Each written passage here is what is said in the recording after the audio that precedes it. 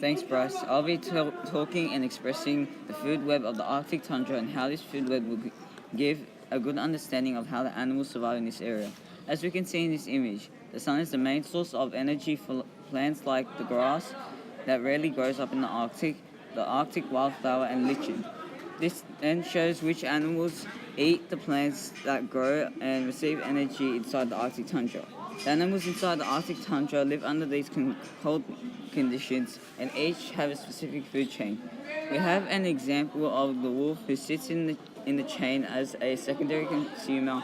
It starts off with the sun that produces energy for the grass that grows over inside of the Arctic tundra.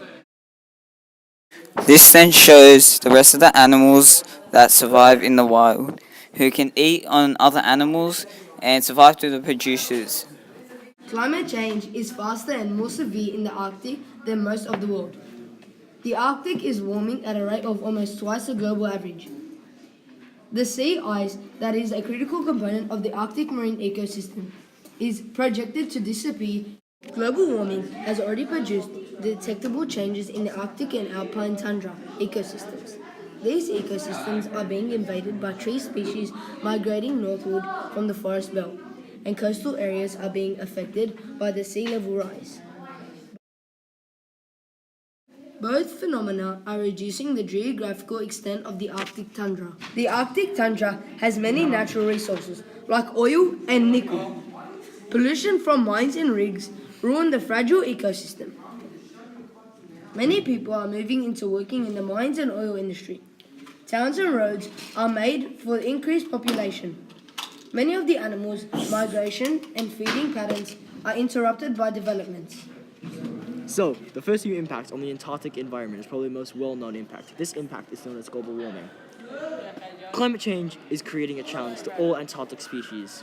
As the region is fragile and its plants and animal species are all negatively impacted. It takes millions of years for these animals as well as plants to adapt to their environment. But through the sudden increase of global heat caused by human activities, the animals on the Antarctic cannot adapt fast enough. One way to solve global warming's impact on the Antarctic tundra would be boosting energy efficiency. The energy used to power heat and cool our homes and businesses are the single largest contributors to global warming.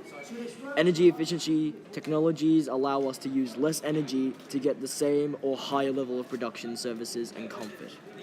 This approach has vast potential to save both energy and money and can be developed quickly. These terrariums showcase an Antarctic tundra and the environment inside, gives a clear picture of what this ecosystem is all about. This shows that the Antarctic tundra is full of mountains that are rocky and are covered in snow that is shown inside of this terrarium. For example, my terrarium displays an Antarctic tundra waters and represents the rocky and dirt that displays an understanding of the mountains. The crystal blue balls also give a good feeling of water flow. My terrarium displays an ice mountain beside an Antarctic ocean, and it delivers a clear image of the Antarctic tundra. The types of materials that we use to construct our terrariums are materials that work good with other materials and are long-lasting. Our snow and ice consist of nappy powder, water, and blue colouring. They are all mixed together to make snow and ice water.